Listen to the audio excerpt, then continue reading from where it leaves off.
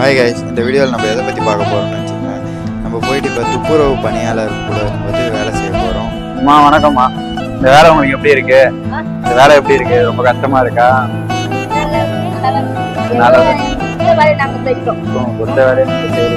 சரிம்மா, உங்களுக்கு பாரு நான் இன்னைக்கு ஒரு நாள் வேலை செய்வா? இல்லம்மா, அப்படிலாம் இல்லம்மா.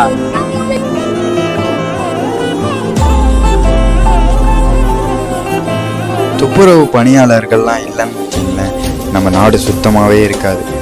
நம்ம நாடை சுத்தமாக வச்சுக்கிறது கூட ஒரு சர்வீஸ் தான். ஸோ நம்ம அவங்களையுமே ரெஸ்பெக்ட் பண்ணுவோம். நம்ம நெக்ஸ்ட் என்ன வேலை செய்யலாம் அப்படின்றதையும் நீங்கள் கமெண்ட் பண்ணிடுங்க.